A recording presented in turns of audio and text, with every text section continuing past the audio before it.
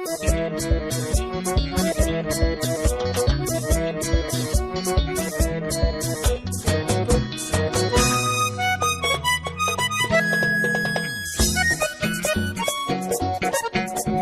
Zafir, Adrián y Víctor,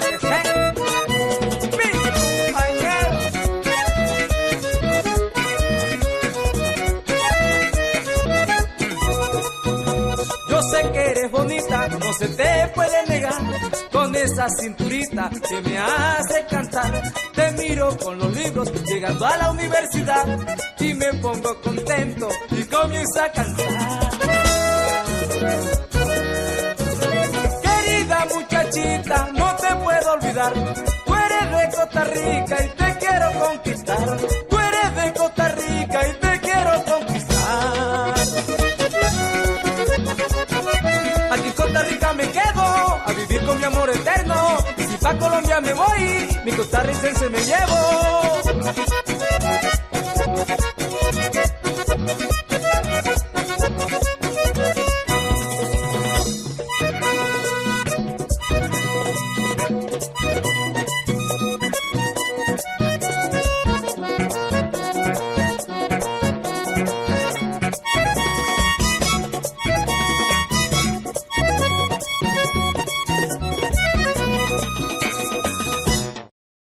Alfredo Molano estuvo a cargo inicialmente del enfoque territorial del trabajo de la Comisión de la Verdad. Él planteó que la Comisión de la Verdad debía pasar por donde la guerra lo hizo. Esa fue la ruta que tomó el volumen territorial del informe final, como justamente lo narra un colombiano residente en la frontera ecuatoriano-colombiana, quien conoció a Alfredo Molano una vez en un café en San Lorenzo, una ciudad ecuatoriana que tiene frontera con Tumaco, en Nariño, Colombia. Yo conocí a Alfredo Molano en una investigación que venía desde el agroario aquí a provincia de Esmeraldas, y él nos comentaba el trabajo que quería hacer, que fue una obra que dejó apuntada que se llama Problemas de la Frontera, donde reunimos con él y hablamos. Esto sucedió en el pedacito de Colombia, aquí en San Lorenzo Esmeraldas. Uno de ellos, muchos cuentos, le dijimos de lo que pasaba y la problemática que hay en la frontera, donde el abandono en ese entonces, el gobierno colombiano tiene abandonadas estas fronteras. Nunca se esmeró ni qué refugiados, ni qué población, y entonces así pasa, donde aquí ciertas entidades trabajaban. Uno de ellos es las Hayas, con ACNUR, contratantes de ellos, Servicio Jesuita y la Misión Escalabriniana.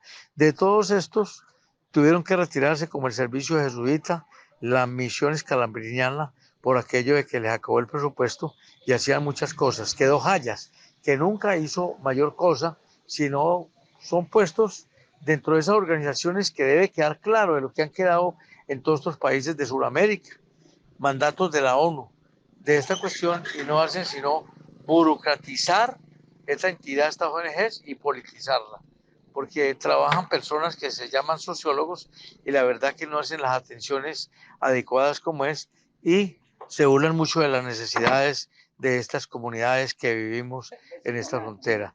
Hasta ahí le puedo contar.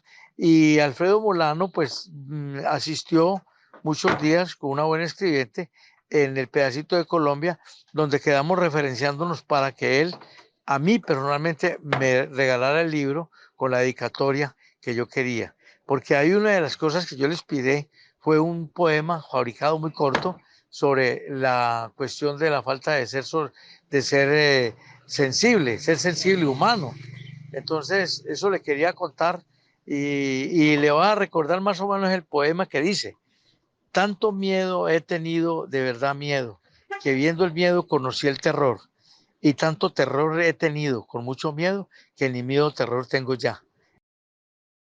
De esta forma se construyó el volumen territorial del informe final de la Comisión de la Verdad, recogiendo testimonios en los territorios por donde la guerra había pasado, es decir, hablando con la gente afectada por el conflicto armado.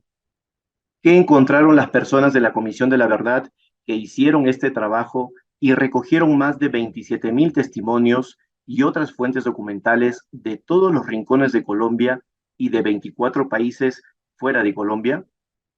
Veamos ahora los principales hallazgos del equipo que sistematizó toda esta información. El volumen territorial analiza las dinámicas de la guerra y los patrones de hechos victimizantes desde un enfoque territorial. Se divide en varios capítulos, 11 de los cuales corresponden a territorios que han sido duramente golpeados por el conflicto armado. El impacto del conflicto armado ha sido diferente en distintas zonas del país y ha sido más fuerte en ciertos territorios, como las zonas fronterizas de Colombia con Ecuador, Panamá y otros países, como lo relatan personas que lo han experimentado en carne propia. Una colombiana exiliada en Panamá nos habla de la frontera colombo-panameña, en especial del Darién, esta región selvática que separa Colombia de Panamá. La migración irregular no es la única crisis de Colombia y el Darién. Esta región es habitada por varias comunidades indígenas colombo-panameñas y el impacto del tránsito migratorio, el tráfico de personas, el narcotráfico, el contrabando y la convergencia de grupos armados, la falta de servicios públicos en algunos precarios y el despojo de las tierras, tanto en Colombia como en Panamá, no solo impactan al hombre, sino al medio ambiente, la flora, la fauna silvestre, impacta a los países de la región, pero con un mayor impacto en estos dos que se han visto obligados a ser países de acogida y se ve reflejado en el trato migratorio a los migrantes irregulares, no solo a los PTHs del Darién, sino a los que residen en territorios de estos dos países. En antaño, Panamá deportó a unos 300 colombianos que habían huido del conflicto armado colombiano. Colombia no solo es impactada por la migración interna, sino que en regiones como el Urabá antioqueño, Buenaventura, Necolí, Chocó, Cali y Nariño, entre otros, sufren las disputas territoriales por los grupos armados al margen de la ley para el cultivo y procesamiento de sustancias ilegales. En esta guerra, uno de sus botines han sido las mujeres y los niños. Guerra donde han perdido la vida grandes líderes sociales, periodistas, políticos, religiosos, dirigentes sindicales y una gran parte de la población civil. Otros se obligaron a huir y vivir en el exilio para salvaguardar sus vidas. Tristemente, este conflicto armado no ha cambiado para nada, pues solo han cambiado sus actores. El conflicto armado colombiano ha llegado inclusive a países como Costa Rica. Escuchemos ahora a una persona que huyó del conflicto armado colombiano a ese país y tuvo que salir a un tercer país porque las amenazas de uno de los grupos armados que lo perseguían llegaron hasta Costa Rica. El conflicto armado ha traspasado las fronteras marítimas y terrestres de Colombia, llegando a Costa Rica, con la intención de seguir silenciando a las víctimas en situación de exilio, creando asociaciones para captar y ubicar a las víctimas de las FARC, ahora en calidad de refugiados. La intención es evidente: atentar contra la vida, amenazar de muerte y continuar declarando objetivo militar a las víctimas del conflicto armado residenciadas en Costa Rica.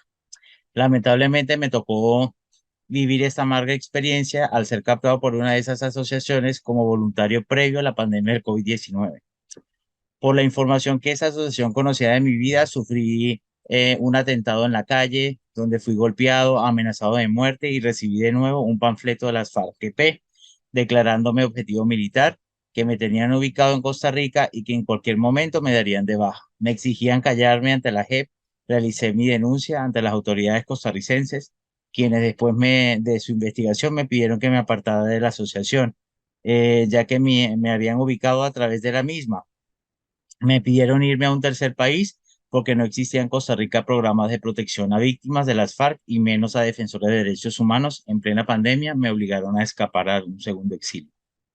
Lo mismo ha pasado al sur de Colombia, donde los departamentos del Putumayo y Nariño, fronterizos con Ecuador, han sido desproporcionadamente afectados por la guerra. Al igual que la frontera colombo-venezolana, la frontera colombo-ecuatoriana es muy extensa y cubre distintas regiones. El Putumayo, que colinda con la provincia ecuatoriana de Sucumbíos, y Nariño, con las provincias de Esmeraldas y Carchi. Zenobia, quien huyó del conflicto armado hacia Sucumbíos en Ecuador, nos habla del Putumayo en Colombia, su lugar de origen antes de tener que cruzar la frontera. Desde que tengo uso de razón, soy testigo porque he vivido el conflicto de mi país, específicamente del departamento del Putumayo, zona rural donde crecí. Con la llegada de la guerrilla, el incremento de los cultivos de coca y más adelante la disputa por el poder del territorio entre narcos, guerrilla y ejército hizo que muchos campesinos tuvieran que abandonar sus parcelas y salir al centro poblado tratando de salvaguardar sus vidas y las de sus hijos, para evitar ser reclutados y entrenados como guerrilleros.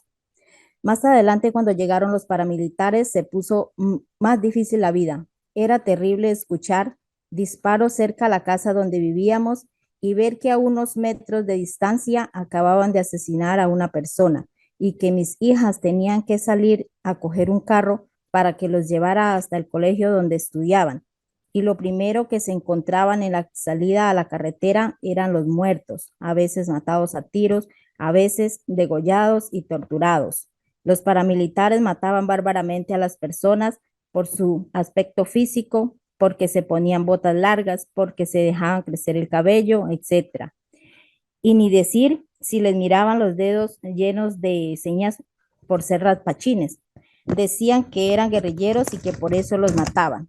Todos los días tiraban muertos al río para que los arrastre la corriente, y los campesinos en las noches recogían a los muertos del agua y los enterraban, en lugar de empujarlos a las corrientes como se los habían ordenado. Toda esta situación hizo que nosotros también dejáramos nuestra tierra y nos fuéramos de ahí, en busca de una protección que debería garantizarnos el Estado colombiano y que, a pesar de estar supuestamente en la zona urbana, creíamos que estaríamos más tranquilos, lo cual no fue así. Por eso, en el 2014 decidió huir al país vecino. Al igual que Zenobia, el pueblo binacional Agua, que vive de ambos lados de la frontera colombo-ecuatoriana, ha sufrido los efectos negativos del conflicto armado. Un líder Agua que reside en esta zona fronteriza nos explica que las dinámicas territoriales del conflicto han traspasado la frontera.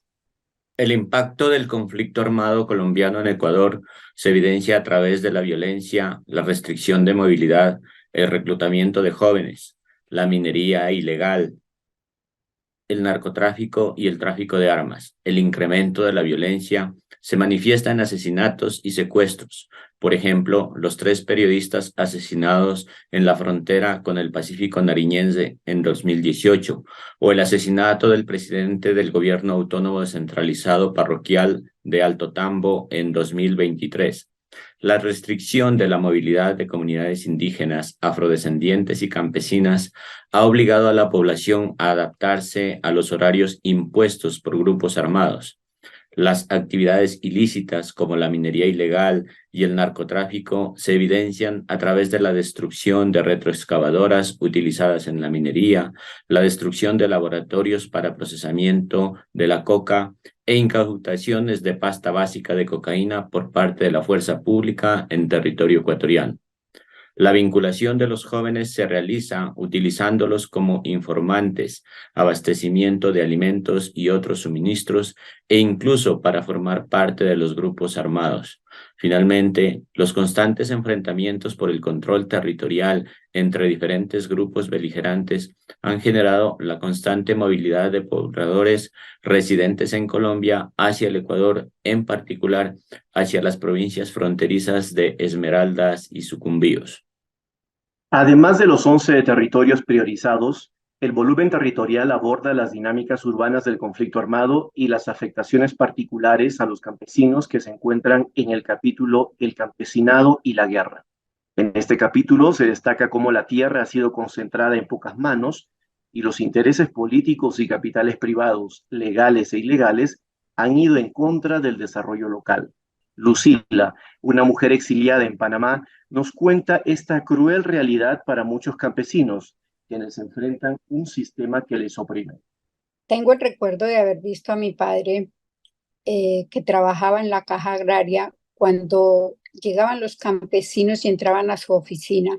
Allí eran atendidos por él y salían llorando. Y un día le pregunté, papá, ¿qué les dice usted allí a ellos que salen llorando? Me dijo, hija, ¿usted sabe que este es un banco? Y le dije, sí. Dijo, el banco les presta dinero para que ellos puedan cultivar, pero dejan como prenda de garantía su casa o sus terrenos. Y como no siempre les va bien con las cosechas, no pueden terminar de pagar al banco. Cuando yo les digo que no pueden, que el banco se va a quedar con sus casas, es que salen llorando. Esto no ha cambiado para nada. Y yo creo que es hora de que hagamos un reconocimiento al Banco Agrario, que ha sido quien siempre ha estado contribuyendo al desarrollo del agro, a atender al campesinado, y la mejor manera de poderlo hacer sería permitiendo que sea el Banco Agrario hoy en día quien reciba las remesas del exterior y así se vea reflejada la población.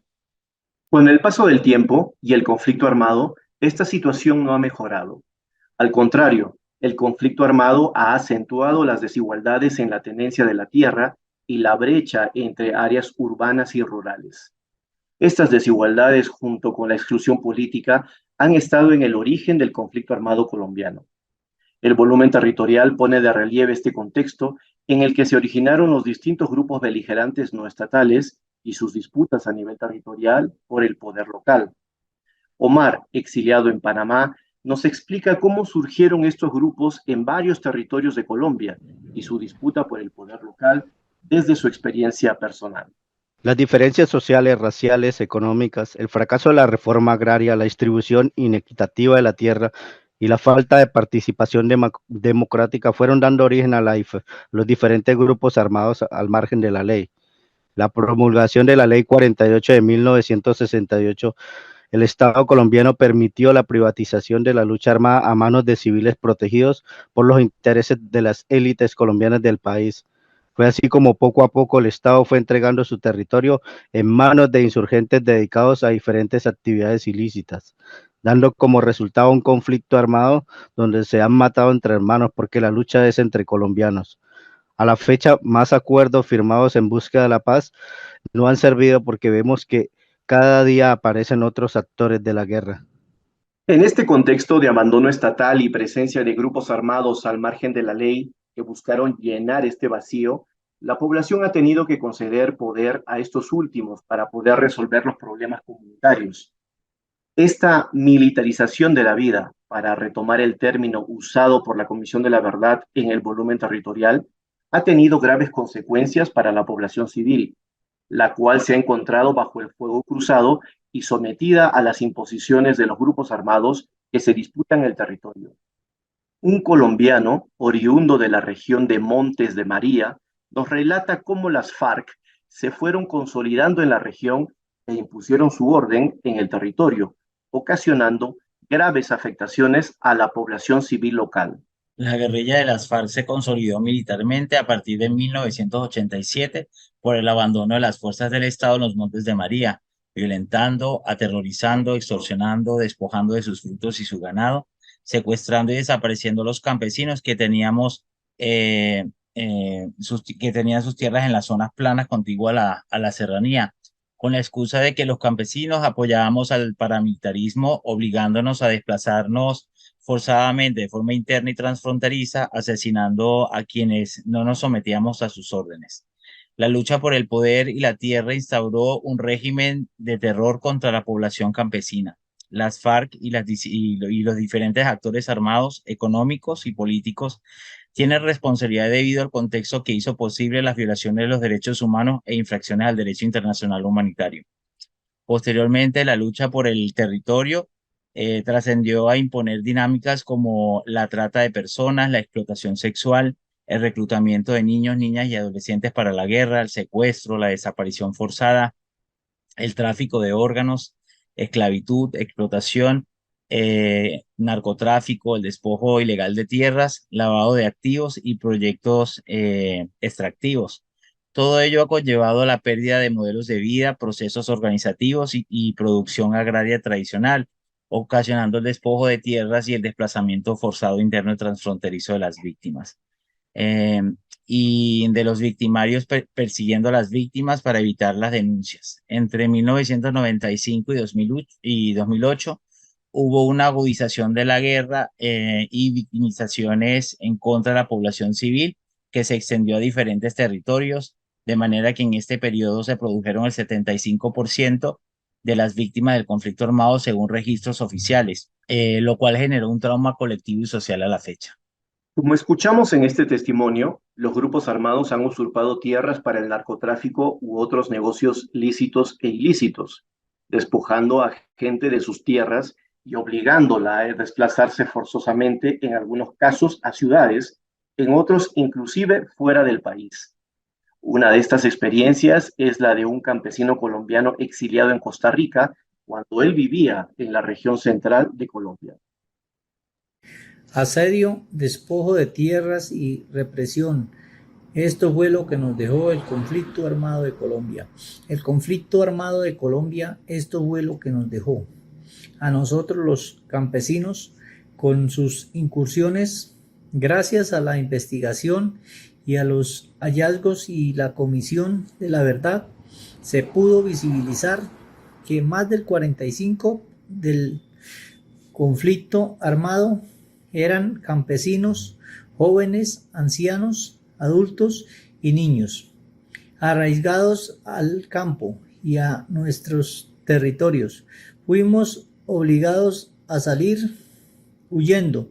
Las masacres continuas y el rapto de los niños campesinos de sus senos familiares eran el constante de cada incursión. La región central, que abarca Villavicencio, Meta, Cundinamarca, Guaviare, Bichada, y nos vimos obligados a abandonar nuestras tierras, unos hacia las fronteras del Brasil, Venezuela, y otros hasta el casco urbano, careciendo de costumbres, de conocimiento, costumbres, y fui uno de esos tantos campesinos que sufrí un desarraigo después de una incursión paramilitar a finales del año 2002 y una masacre a nuestros pueblos. Nos vimos obligados a dejar todas nuestras pertenencias, aspiraciones y sueños atrás. Las dificultades económicas que han acarreado a muchos campesinos y pueblos étnicos que viven de la agricultura han llevado a la pérdida de tierras, a la venta de grandes compañías agrícolas nacionales o multinacionales, e hicieron que muchos de ellos se vieran obligados a cultivar coca u otros cultivos de uso ilícito. Eso les llevó a estar en el epicentro de todo el conflicto. A raíz de esta situación, se vieron acosados por todos los actores del conflicto armado. Sus plantaciones fueron fumigadas, fueron despojados de sus tierras y desplazados forzosamente. Un exiliado colombiano nos habla de esta situación. A través de la historia de Colombia hemos visto la desigualdad, primero con los indígenas y luego, sumado a esto, los campesinos y habitantes en general de las zonas rurales, con mayor incidencia en regiones de difícil acceso. Ya por los años 1920-1930 se vivió la matanza de las bananeras. Todo esto con el apoyo del entonces presidente Abadía Méndez. Muchos campesinos perdieron sus vidas y muchos otros sus tierras. Situaciones similares se han vivido en el transcurrir de los siguientes años. A finales del siglo pasado, cuando fue secuestrado mi primo, el cabo del ejército Luis Alfonso Beltrán Franco, y creamos Aspamipaz, fuimos testigos de varias situaciones durante el fingido proceso de paz promovido por el presidente Andrés Pastrana. Las FARC, aprovechando el dominio que tenían los 5 municipios y las 42.000 hectáreas de la zona de despeje, les decían a los habitantes que ya estaban en el negocio de los cultivos ilícitos que debían incrementar los cultivos de coca y amapola, que ya no deberían de preocuparse por los controles gubernamentales ni por conseguir clientes, que ellos se encargarían de la compra y les facilitarían los insumos necesarios. El costo de 1 kilo de coca estaba en 2,5 millones y ellos a partir de ese momento lo pagarían a 1,800,000. A quienes estaban cultivando productos alimenticios les dijeron que podrían hacerlo, pero solo para el consumo del hogar y debían de meterse de lleno con los cultivos ilícitos. En casos de que no estuvieran de acuerdo, debían desalojar las tierras.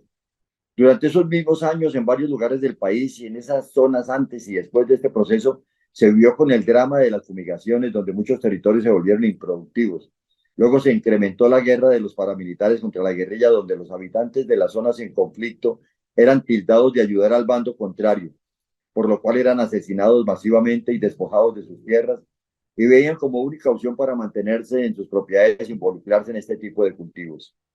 En el año 2007, el presidente Álvaro Uribe firmó la Ley de Desarrollo Rural 1152 para promover la compra y expropiación de tierras, ley usada de mala manera para despojar de sus propiedades a un gran número de campesinos y aumentar el poder de los terratenientes, incluido él mismo. Aún en la actualidad vemos cómo las disidencias de las FARC y otros grupos delincuenciales siguen amenazando, matando, expropiando e involucrando al campesinado colombiano. El volumen territorial tiene un enfoque interseccional que muestra cómo la población afrodescendiente y los pueblos indígenas han sido especialmente afectados por las dinámicas de las que hemos venido hablando. En su caso, el despojo de tierra y el desplazamiento forzado han tenido un impacto importante a nivel de su identidad. Ha significado romper con lazos familiares, comunitarios y su cultura, como nos lo cuenta Nancy, descendiente de palenqueros, quien ha tenido que exiliarse a Costa Rica.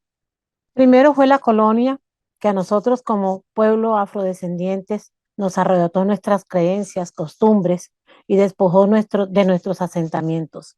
Luego, con la llegada del conflicto armado de Colombia, quien nos despojó de nuestras tierras, fuimos revictimizados nuevamente.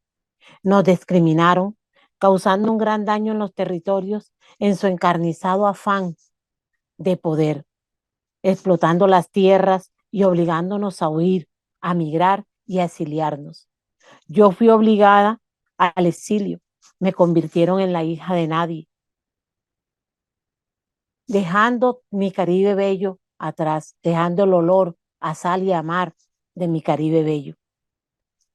Las negritudes hemos sufrido la barbarie de la guerra de Colombia. Hemos sufrido en nuestros territorios grandes asentamientos de negros, descendientes de palenqueros del Atlántico, Bolívar, del Pacífico y del Chocó colombiano. Nos hemos visto obligados a abandonar nuestros asentamientos y nuestras tierras. Nos hemos visto forzados a migrar transfronterizamente con el fin de salvar sus vidas, nuestras vidas, ¿verdad? Dejando afuera todo el territorio, cruzando mares, cruzando fronteras, incluso hasta cruzando las fronteras caminando, como ha sido el caso del Darién. Llevando consigo todos en nuestras maletas, ¿verdad? Nuestras costumbres, nuestras raíces, llevando con nosotros esos llantos que cuentan nuestras historias, historias de lucha, historias de sufrimiento. También llevando nuestras raíces y nuestras costumbres, añoranzas a otros territorios. Un líder del pueblo binacional Agua también nos relata lo que estas dinámicas han significado para su pueblo. A partir de la firma del Acuerdo de Paz en el 2016, el pueblo Agua ha sufrido varias afectaciones por su condición de ser un pueblo binacional. La violencia ha incrementado en la frontera. Hay una proliferación de cultivos ilícitos y con ello el incremento del narcotráfico. El reclutamiento de miembros de las comunidades indígenas para actividades ilegales es una constante. La disputa entre varios actores armados por controlar los territorios pone al pueblo Agua en el centro del conflicto, el cual sufre las consecuencias por el solo hecho de estar en su territorio binacional. La presencia de varios grupos armados que se disputan el territorio en la zona para actividades ilegales eleva el riesgo para las comunidades porque negarse a colaborar es interpretado como estar a favor de la otra parte. La continuidad del conflicto armado también ha afectado el desarrollo de las actividades organizacionales porque la fuerza pública restringe la movilidad del personal Agua en Colombia, Ecuador o viceversa. Por otro lado, ha dificultado el tránsito de la población Agua, ya que los pasos de uso tradicional entre Colombia y Ecuador tienen control de los grupos armados en la zona de frontera. Asimismo, el volumen territorial muestra cómo las mujeres, en especial de las áreas rurales, han pagado un alto precio, siendo víctimas de abusos sexuales y otros hechos victimizantes, y han tenido que enfrentar grandes dificultades para sobrevivir y mantener a sus familias. Rocío, una mujer colombiana exiliada en Costa Rica, nos da su testimonio. En estos años de conflicto armado, las mujeres hemos tenido que vivir diferentes patrones de violencia que han impactado nuestras vidas y las de nuestros familiares. Los hallazgos de la Comisión de la Verdad muestran que el 92% de las víctimas y sobrevivientes de violencias y de violaciones sexuales son mujeres. Esto afecta no solamente nuestra estabilidad emocional, sino que afecta la seguridad de nuestros cuerpos, que son flagelados, violentados, humillados y destruidos. Esta estadística muestra la lucha que hemos tenido las mujeres convertidas en trofeos y objetos utilizados para controlar y vaciar los territorios, ya que con el desplazamiento forzado de las mujeres se desplaza también sus familiares y aquellos a su cargo. Esta violencia ha llegado hasta los políticos, donde nuestras lideresas, alcaldesas, diputadas, entre otras, han sido perseguidas, secuestradas y algunas asesinadas por el hecho de ser mujeres. Como ejemplo soy yo, desplazada y exiliada con mi familia por haber trabajado en zonas de conflicto. El conflicto armado persiste en ciertos territorios de Colombia a pesar de la firma del Acuerdo de Paz de 2016. Es el caso de muchos territorios habitados por pueblos étnicos. Un líder aguá narra cómo su territorio sigue afectado por el conflicto armado y sus líderes han sido amenazados. La persistencia del conflicto armado ha limitado la capacidad de acción de las organizaciones del pueblo aguá porque los actores armados no respetan la autonomía de nuestras organizaciones. Los actores armados presionan a los líderes para mantener los cultivos ilícitos dentro de los territorios y de esta manera los comprometen en sus actividades delictivas.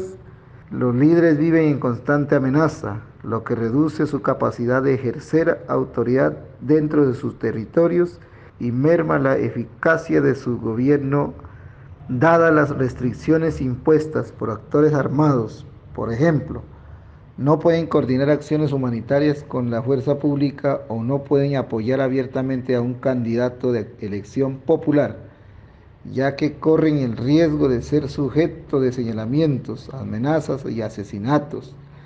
En el año 2022 se presentaron 6 casos de asesinatos a líderes en el departamento de Nariño. Por lo tanto, los líderes del pueblo aguá han tenido que reforzar su esquema de seguridad y limitar su accionar dentro del territorio.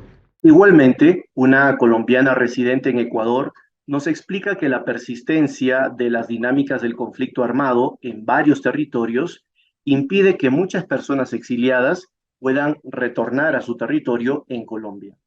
Mis hijas y yo refugiadas en Ecuador esperamos por fin que las políticas de Estado sean certeras para el cambio que necesitamos en nuestro país y que existan las garantías de seguridad para vivir, como salud, vivienda y apoyo económico para reiniciar de nuevo.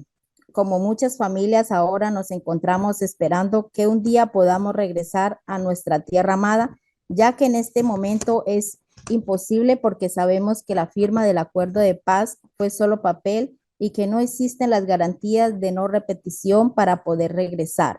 El plan de retorno dice que tengo que llegar por mis propios medios a Colombia y cuando esté allá solicite ayuda. Los testimonios de personas que conozco que han regresado dicen que el estar allá solicitan y que la ayuda se demora 3 meses para que le entreguen. Dicha ayuda consiste en 1 millón de pesos que les entregan dividido en cuotas de 250,000 pesos para su sustento alimenticio. En ninguna parte habla de sitio seguro con condiciones adecuadas ni protección para sus vidas. Conozco familias que han regresado a Colombia y a los 2 o 3 meses tuvieron que devolverse porque la persecución a sus vidas aún persistía. Como este relato nos muestra, en un número importante de casos todavía no existen las garantías para un retorno seguro de la población colombiana exiliada a su lugar de origen. Por toda esta situación, una de las principales recomendaciones del volumen territorial es que la población de los territorios debe ser partícipe en la toma de decisiones. Esta recomendación se resume así: se debe construir el futuro con los territorios, no decidir por ellos.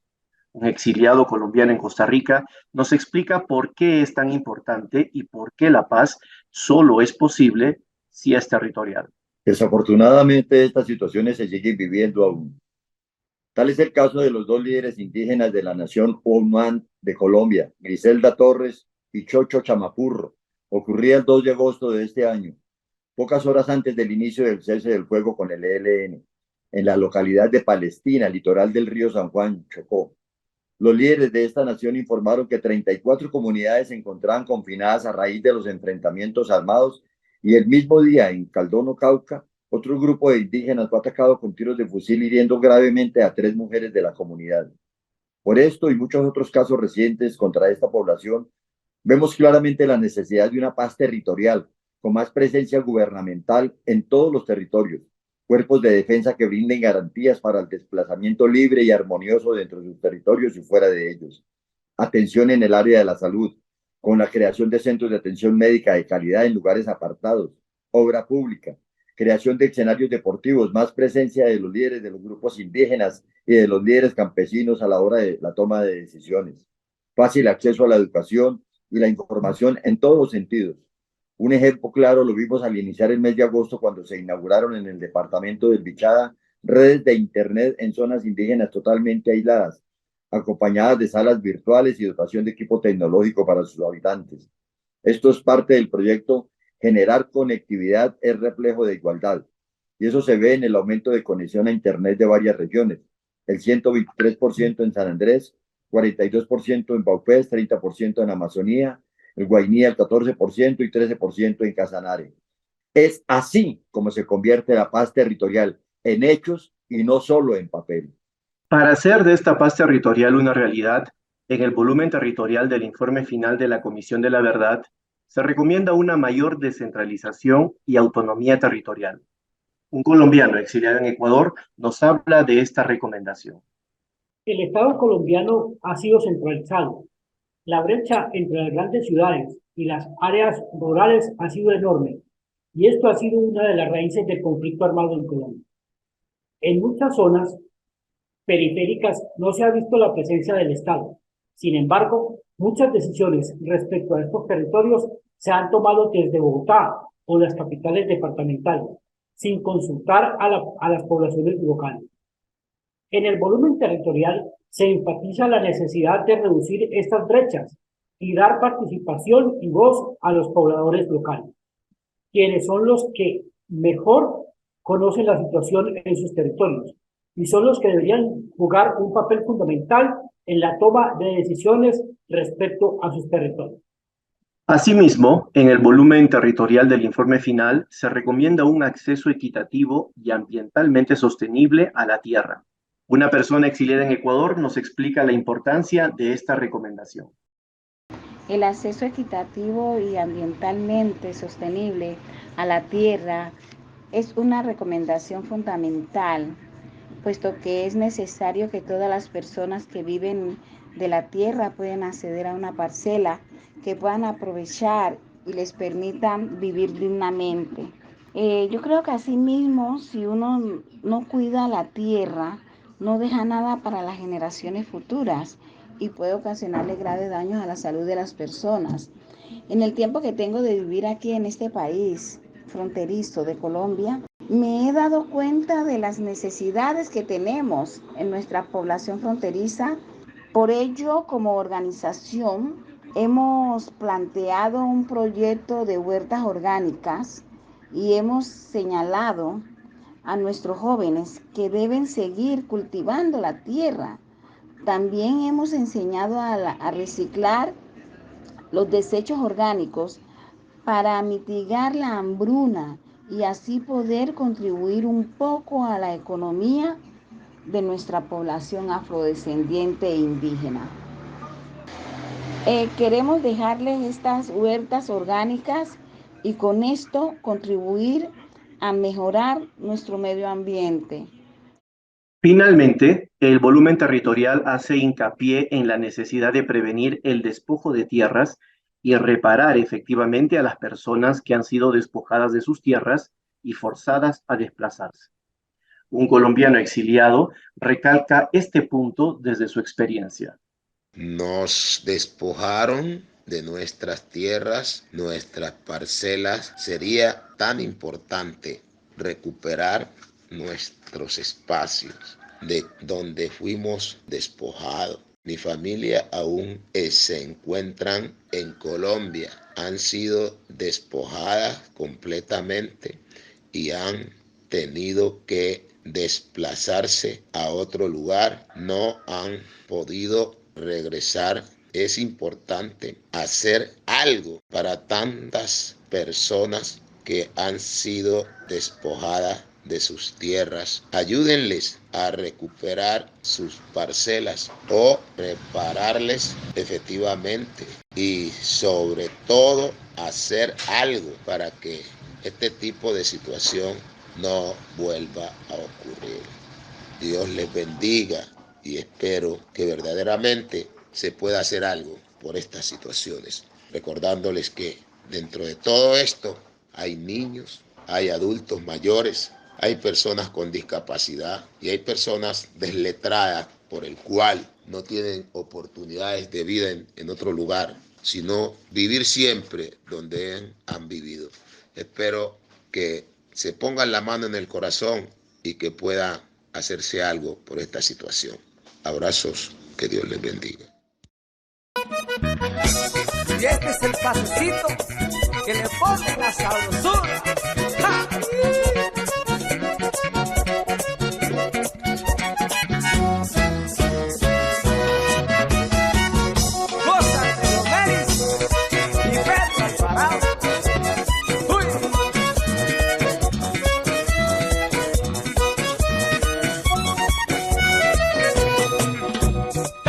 Por San Pedro, esa bella ciudad, y quiero conquistarte y dejar de suspirar.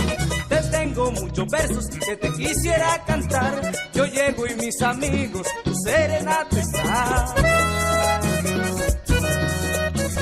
Linda costarricense, no te puedo olvidar. Ay, desde aquella tarde que te pude mirar. Ay, desde aquella tarde que te pude mirar.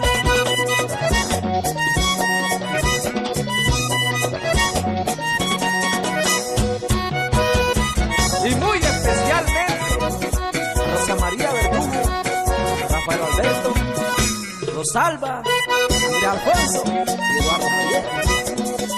Oye Isabel, Kelly, Peguita, Roberto,